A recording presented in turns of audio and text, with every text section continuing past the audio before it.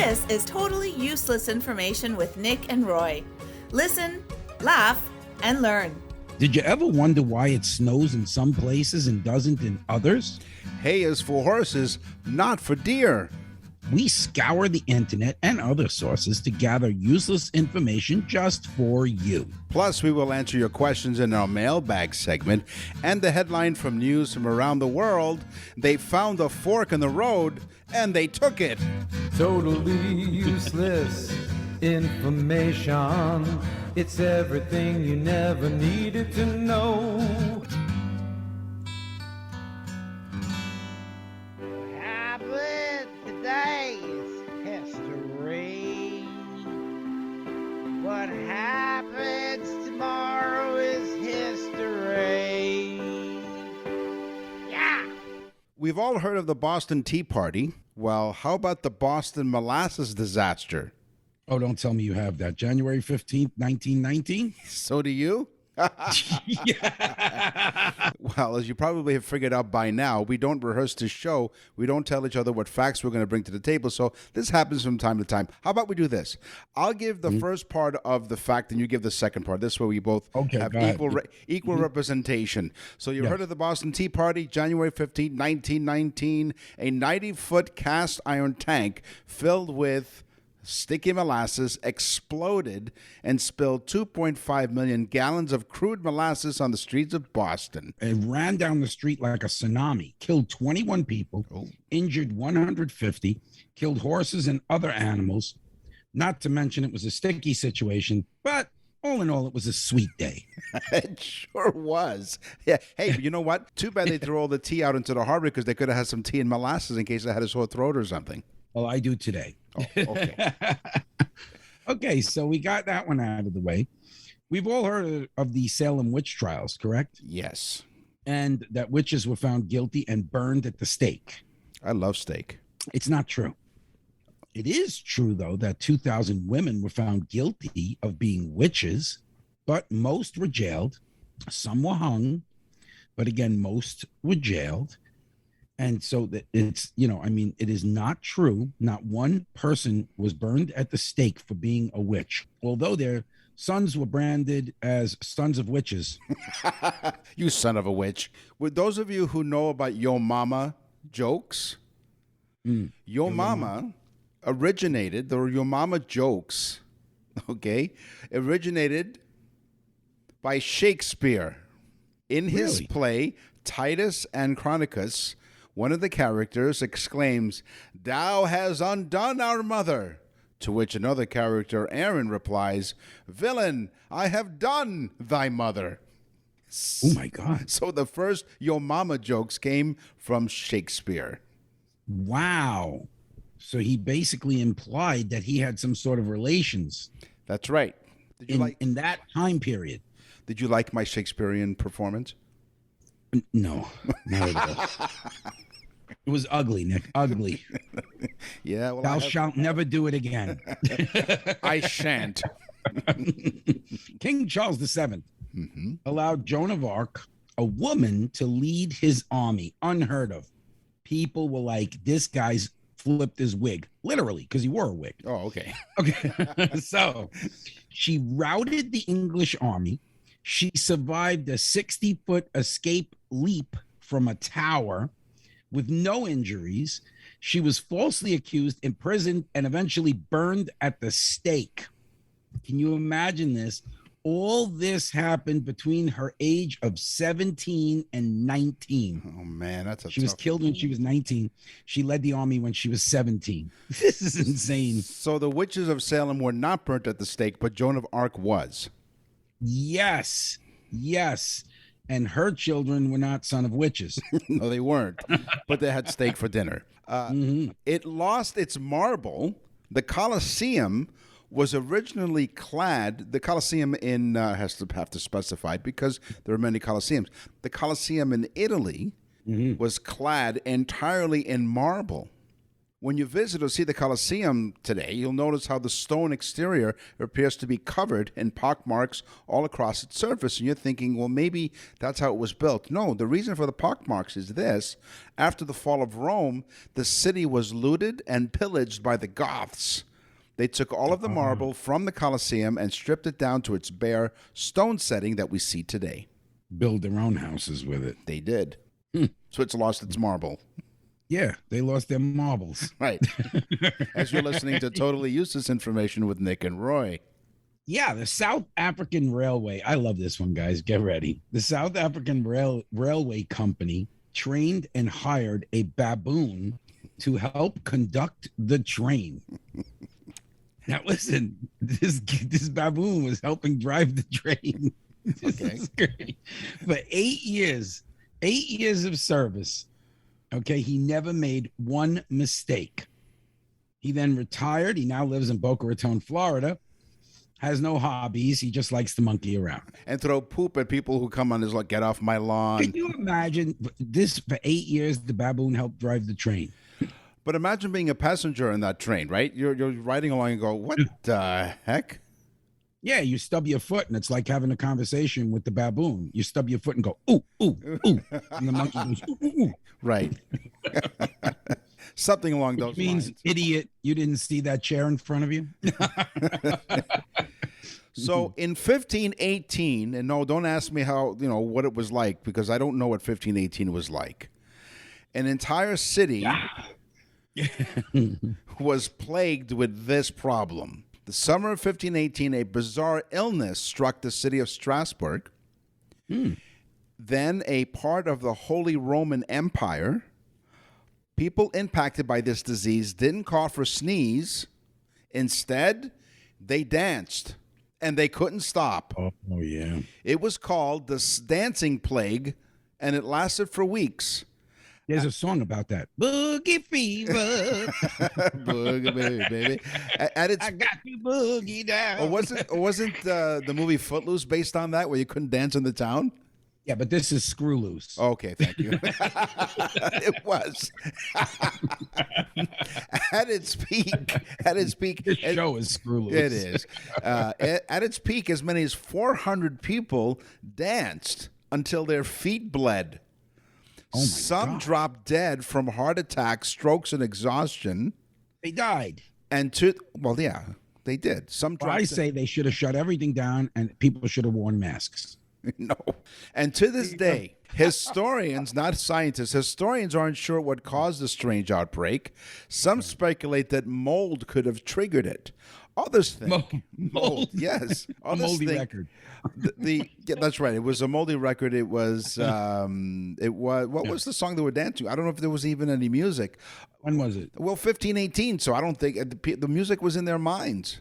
Others think that medieval mass hysteria may be to blame, but no one is sure why it started or if it could ever come back. So beware of the dancing plague. That is the original flash mob. Yes. Now, think about it. We do that now. We have flash mobs. That's People right. just sing or dance or whatever. All of a sudden. But they just kept Holy mackerel. I've solved it. problem solved. See? You're thinking minutes. it's totally useless information with Nick and Roy. Roy just solved the problem since 15 We know how to disseminate useless stuff. When I was a kid, I had a friend. He wanted to be a priest. He went to the seminarium. Yeah, he sure did. You're listening. Wow. Yes. To the Archdiocese of Toronto and Florida, send your complaint to nickandroy.com. Nickandroy.com. Throw away your totally useless GPS. It's time for geography. So get lost with Nick and Roy. It is believed that very deep in the Earth's core, close to the core anyway, is enough gold to cover the Earth with 1.5 feet of gold around the entire Earth. Oh. So let's hurry up, get the show finished so I can get outside and start digging. Start digging. It's not the first time you used a shovel. So here are some addresses of some world leaders, because we know the White House is the White House, but the address for the White House is 1600 Pennsylvania Avenue. The Prime Minister of the United Kingdom is 10 Downing Street. 10 Downing Street. Okay. The president is, no, the chancellor of Germany. Wurzelstraße. In which city? Liechtenstein. Liechtenstein. And up Now, here, where does the Chancellor of Germany live? you said it, Vaduz Castle. Vaduz Castle? Bergstrasse. Is that it? Bergstrasse? Strasse. Strasse, Vaduz, Liechtenstein. But you could do a better job than that. So where does the chancellor live?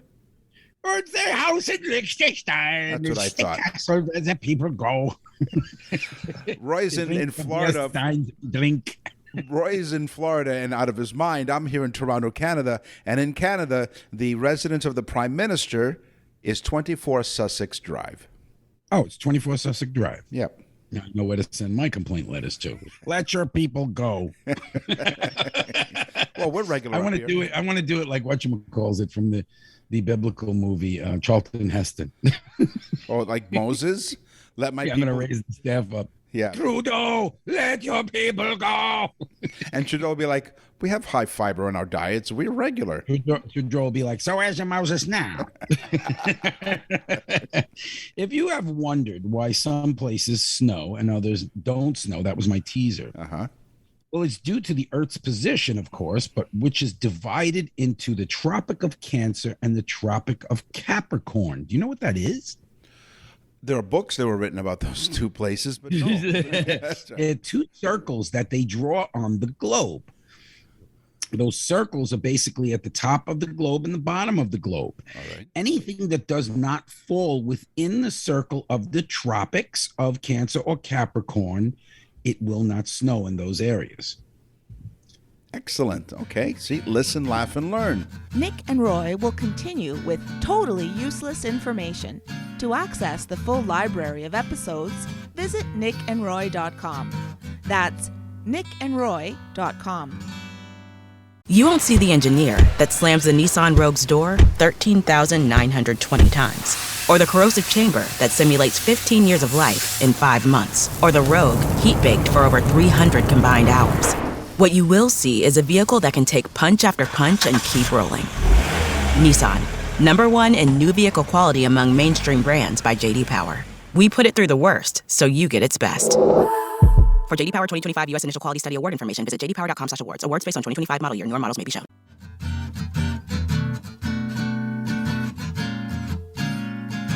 Totally useless information with Nick and Roy continues. Listen, laugh, and learn. What's the difference between an atlas and a map? Although the two terms, map and atlas, are very similar, there is a difference between them. The key difference between map and atlas is that a map is a representation of an area of land, whereas an atlas is a collection of maps. Ooh. An atlas can contain different types of maps. Right. That's why the road atlas has the whole of the country and the singular maps have just the one state at a time. Now you know. There you go. Listen, laugh, and learn.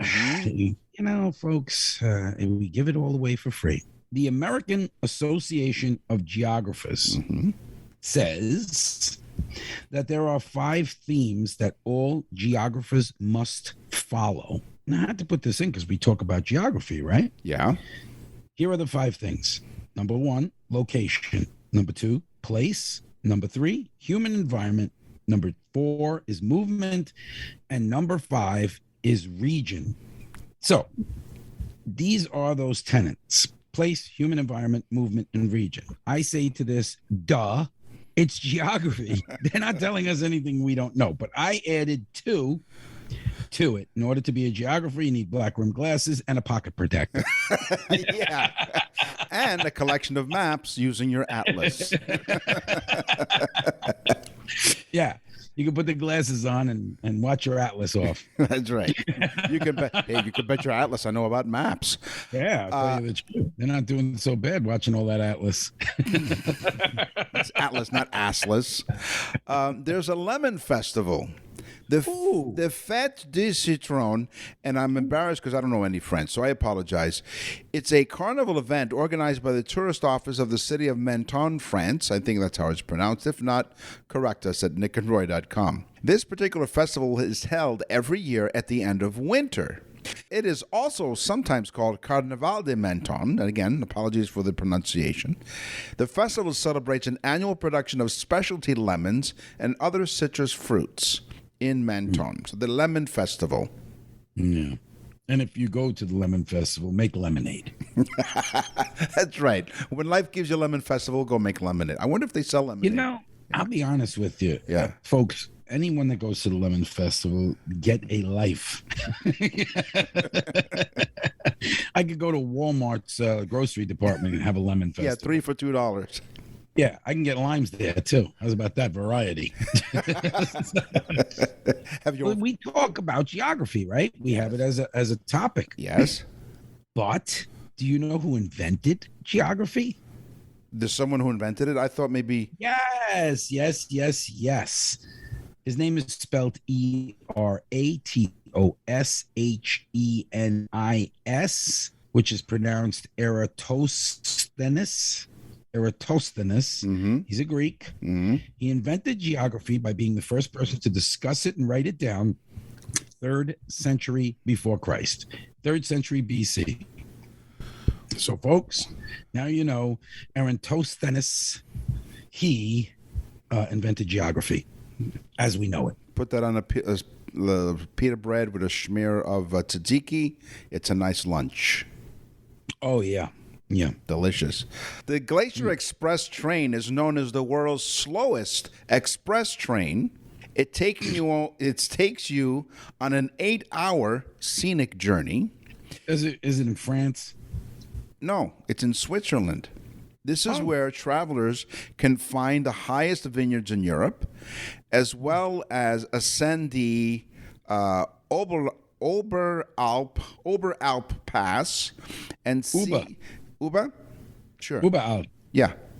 And see the Rhine Gorge, sometimes referred to as the Swiss Grand Canyon. All aboard the slowest express train in the world, the Glacier Express. I want to go on that. Sounds nice. Yeah, it does, really. I want to see that. Well, book your tickets now. We're not a travel agent, but if you go to our website, you can check out a brand spanking new website. You can also order your special birthday salute to your loved one. The birthday salute thing is awesome. You'll get to hear a sample of it go to www.nickandroy.com and listen to the sample of the birthday message. And the next time somebody that you love or care for has a birthday, this is the best gift ever. nickandroy.com. nickandroy.com. Animal, crazy animal. This is going to sound rude, but starfish eat inside out. Starfish eat inside out. That's right. To catch their prey, they use tiny suction cups to grab hold of their food. Next, their stomach exits their mouth to digest the food before re-entering the body when they're done eating. Ooh. Okay? Or maybe I should have warned people. That's unappetizing. Could you imagine doing that on a date? Oh, that steak looks good. It's funny. That's exactly the sound that a starfish makes. Exactly. And you can't speak with your mouth full. He can. No, starfish can, because their stomach, they've detached the stomach from their body, and so they can have their cake and eat it too, I guess. Yeah, they grab the thing and they go, "Sorry, Charlie." Star-kissed tuna. There you go. Product placement. Mm-hmm. The horny lizard. No, the horned lizard. Oh, all right. I just figured I'd give him some props. The horned lizard does something to confuse its predators. Yeah. Now, I think we've discussed this once on the show. It shoots blood out of its eyes. Oh, it could shoot at like 9 feet or something. So, of course, the predator looks at that and goes, what the hell is going on? I mean, if somebody's going to come to fight me and I go, oh, yeah, and I start shooting blood out of my eyes, I think they're going to leave me alone. They're going to be like, I'm not messing with this guy. No. But the horned lizard also does something else. I guess if the blood doesn't work, it inflates its own body to twice its normal size. Well, how often? Or how much? How big? Now, it literally inflates its body to twice its normal size. Wow. So if it was an inch, it becomes 2 inches. Okay.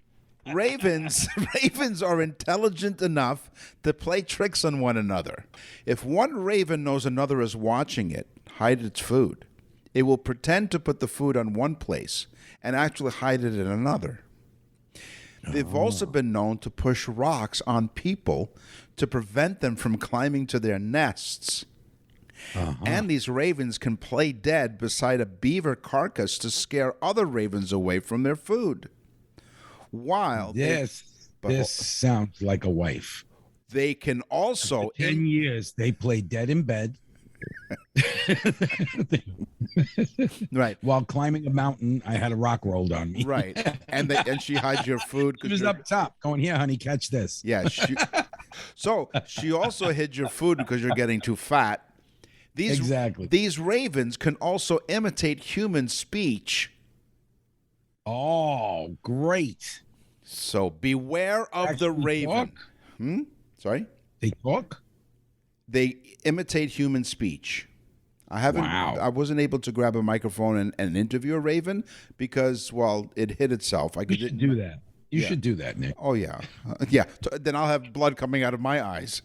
All right. Pandas. Mm-hmm. We love pandas, right? They're cute. They eat 25 to 90 pounds of bamboo in one day. Depends, I guess, how hungry they are. Yeah. But 25 to 90 pounds. It's very little nutrients in bamboo, so they have to eat a lot of it to get the nutrients out of it. And I guess that they just don't feel like going anywhere else to get any better food, so they just keep eating the bamboo. But it's really cool because pandas, I mean, I also think that once they eat all that bamboo, the next day they poop out chopsticks, probably. Thank you for joining us. We'd like to welcome those of you who are listening on the iHeartRadio Talk Network. We are on Newstalk 1010 in Toronto, CKLW in Windsor, CKTB in St. Catharines. We're also at CFAX in Victoria. We want to thank you and all of the other countries around the world who've tuned in week after week. We really appreciate your support. And if you go to nickandroy.com, you have an opportunity to send us an email. What's the website, Roy? nickandroy.com. Go there. Nick and Roy will continue with totally useless information. You won't see the engineer that slams the Nissan Rogue's door 13,920 times. Or the corrosive chamber that simulates 15 years of life in 5 months. Or the Rogue heat-baked for over 300 combined hours. What you will see is a vehicle that can take punch after punch and keep rolling.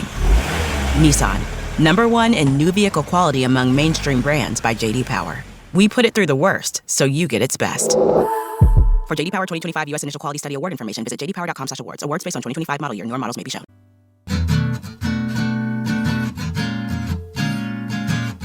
Totally useless information with Nick and Roy continues. Listen, laugh, and learn. From the accession of the Bourbons to the throne of France, speaking of France, the green flag of the Navy became a plain white flag. Maybe that's why they were so good at surrendering.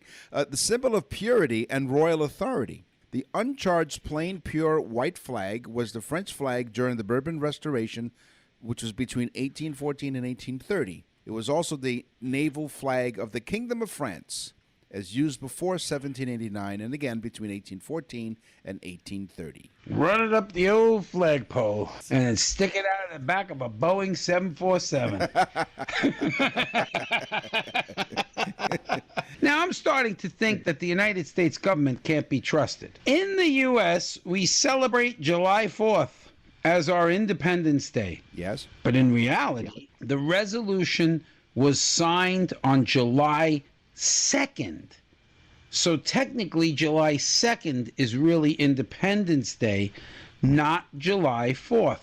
And it just so happens my son's birthday is July 2nd, so it should be that. But back then, it took days and days and days for people to travel. So in reality, the actual signatures never hit the paper until the end of August. So in reality, they just said, "Yeah, that's a good idea. Yeah, well, okay, well, we'll get everybody together to sign it on July 2nd." But in reality, they didn't sign it until August, the end of August, and then that was, Yeah, that's pretty cool. You know where they signed the Declaration of Independence? in Philadelphia. No, at the bottom. All of the days work. in the Now, I'm history. glad I made the hair joke. Yes, that's payback, baby, payback. Yeah, first you talk about hair, then you talk about bunnies, which is like hairs. Yeah, 2-1 in favor of Roy. And speaking of sports, great segue, huh? Speaking of sports, we'll be doing a sports topic later on coming up as you're listening to Totally Useless Information with Nick and Roy. In the history of the Earth, if you were to take the whole history of the whole Earth and condensed it into 24 hours, okay, life would have appeared at 4 a.m. You know, in the beginning, God said, "Let there be light," or the Big Bang Theory, depending on what you believe. Land plants at 10:24 p.m., dinosaur extinction at 11:41 p.m., and human history wouldn't have begun until 11:58 p.m. So if you took all of the Earth's history and condensed it into 24 hours, that's what would have happened. Humans wouldn't have begun until... So that means at 11:59, Lyndon Johnson took a dump. He sure did. Okay, let's talk to all the smarty pantses out in the audience. What president is on the $1 bill? The original $1 bill. What president is on it? Come on, simple, come on. right? George Washington, of course it was. No. I said the first dollar bill. It was Solomon P. Chase. Who knows? Chase Manhattan Bank, maybe? Solomon P. Chase. He was the Secretary of Treasury in 1862. That would be under, I guess, Lincoln. And we didn't have a dollar bill. We didn't have a paper currency of a dollar. I guess we had coins. So it wasn't made until 1862, the $1 bill. And then, of course, the person on it was Solomon P. Chase. It doesn't change until much, much later on.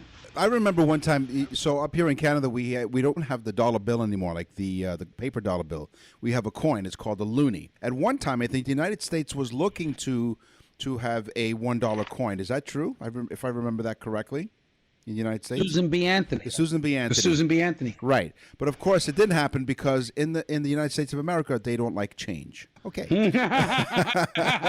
Yes. Sucking the king's nipples. You heard right. What? Sucking the king's nipples was an ancient Irish form of submission. It rains a lot in Dublin, as we know, and it's rather chilly, so one would think that the king would cover his chest, but no. That means there would have been royal reception days when the king exposed his nipples in order to facilitate nipple sucking. As with all royalty, there were power games in the nipple hierarchy. Cutting off a royal descendant's nipples made him ineligible for kingship. Not as subtle as poison, but undeniably evidence. Hold on a second. Hold on. So Yeah. they cut off the nipples of people that they said weren't kingly, Yes, that's correct. and then they sucked the nipples of the king. Yes. No nips, no sucking. That would suck. Hey, here's another segue. You're listening to Totally Useless Information with Nick and Roy. What's in the mailbag? What's in the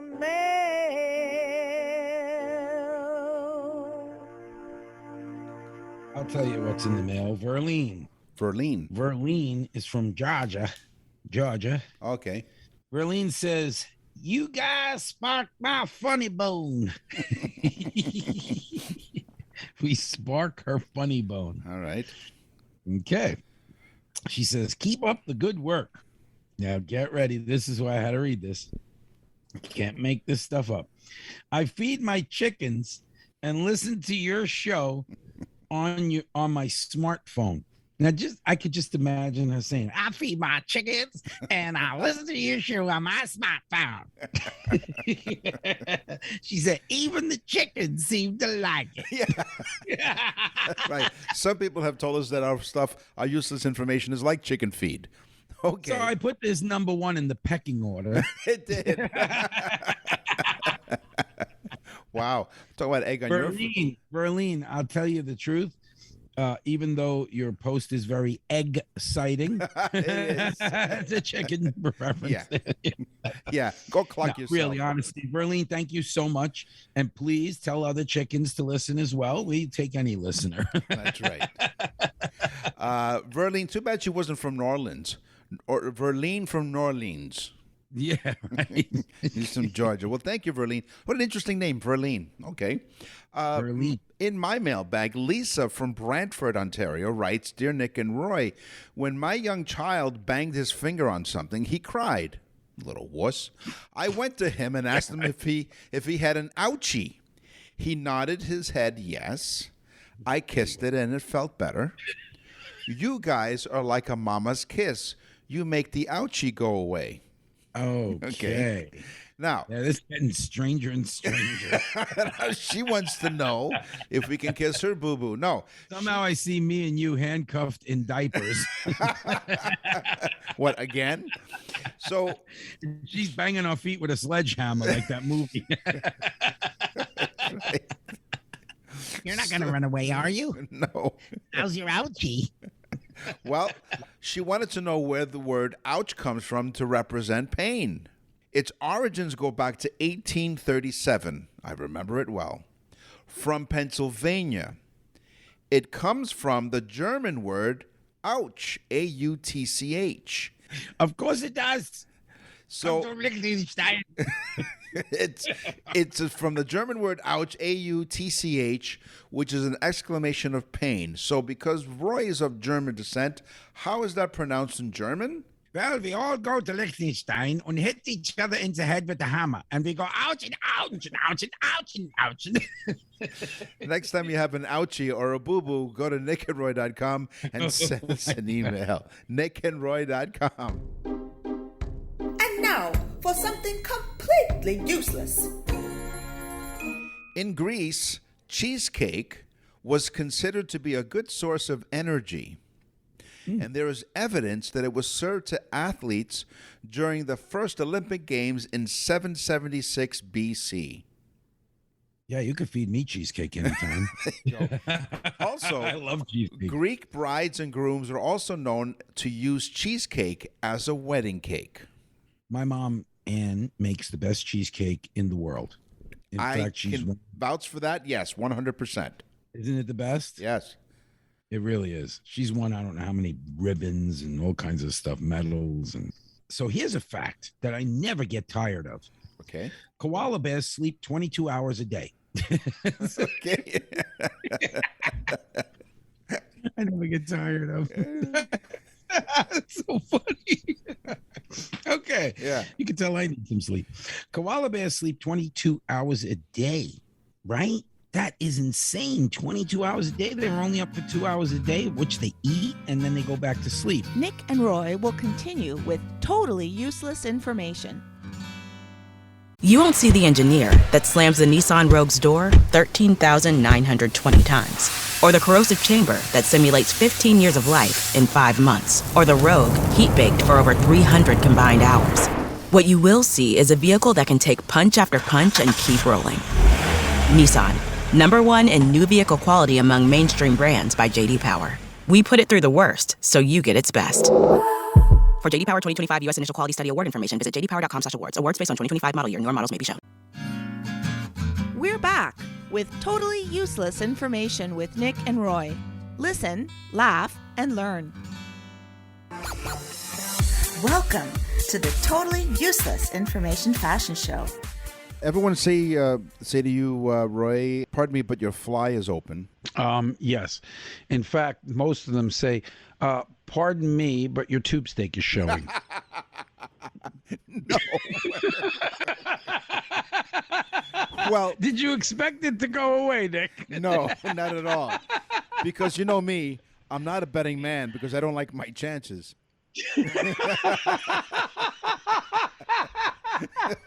So When someone's saying that your fly is open, you're thinking, well, they're talking about your zipper. Wrong. That is not correct. So why is the opening of a men's trouser called the fly, I wondered? Well, the fly also comes to mean something attached by one edge, like a flag or a banner flying from a rope or a pole. With this meaning in mind, the 19th century tailors used the term fly or flap of cloth attached to one end to cover an opening in a garment.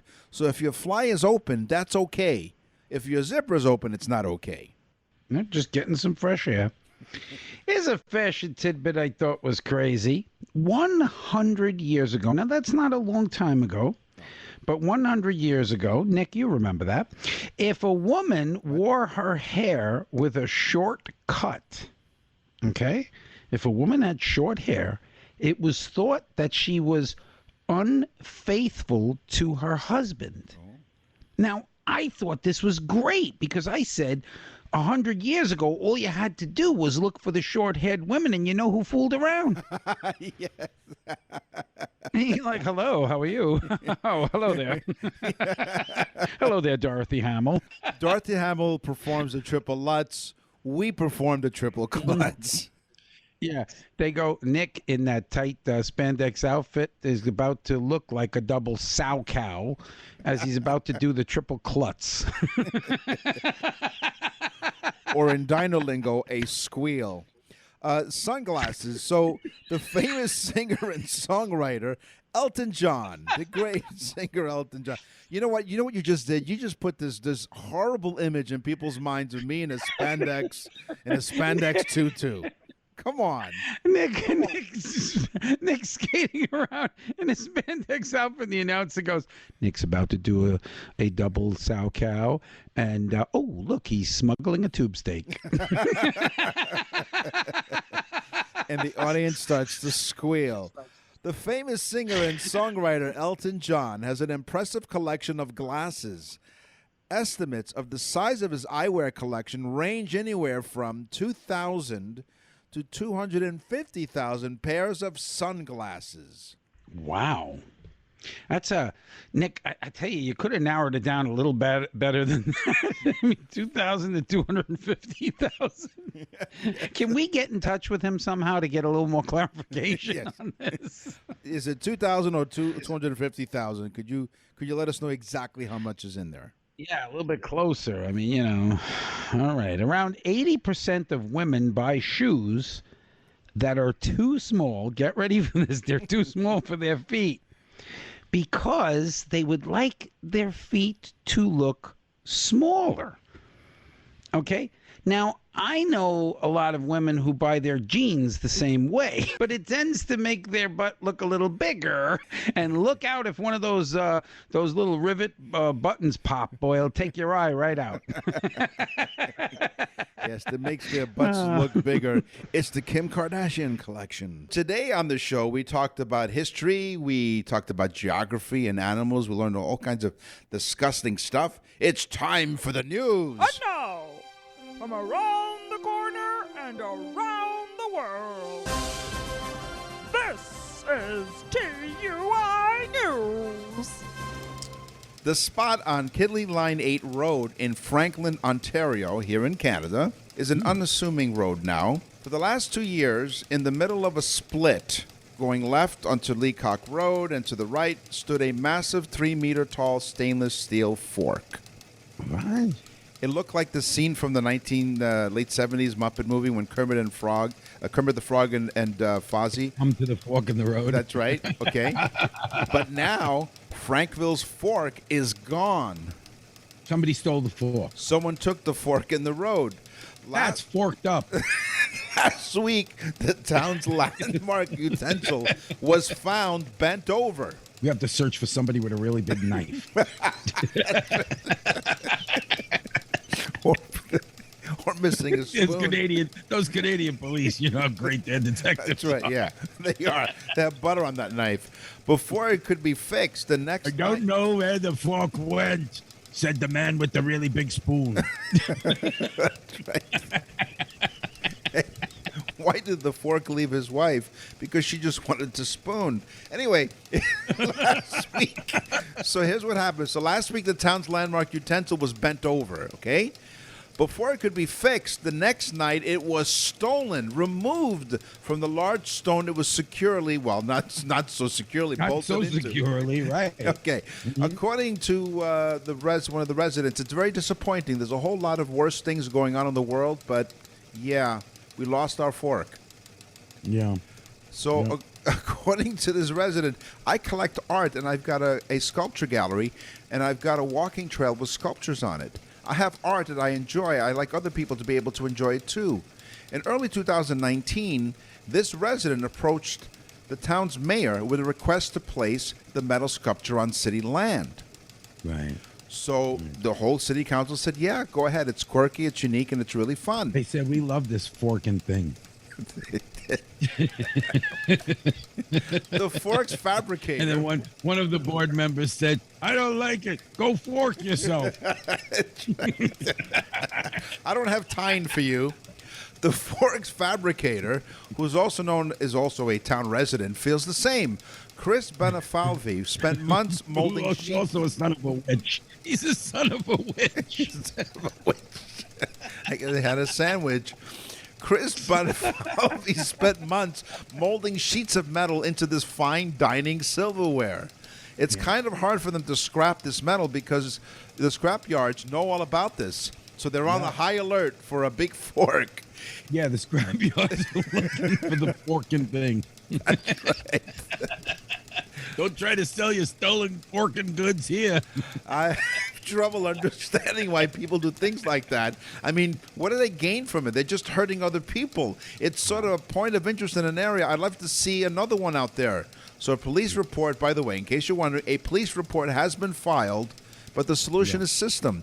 They should just return it, drop it off in the middle of the night, and we can pick it and put it back up. And that'll be that. That's some forking story, Nick. I'll tell you the truth. Well, the guy, the person that knows the artist very well said, that son of a witch has a forking problem. Hey, put a fork in this one. We're done. This is all the time that we have for this episode of Totally Useless Information with Nick and Roy. We will scour the internet and other sources and to find more useless information for you guys next week. Until then, go fork yourself. Go to our website. Share this with everyone. We really do appreciate it. We're in 62 or 63 countries right now around the world, which is amazing to us. And we do thank every one of our listeners. I'm Nick. And I'm Roy. Thanks for listening. Totally Useless Information with Nick and Roy is a production of nickandroy.com.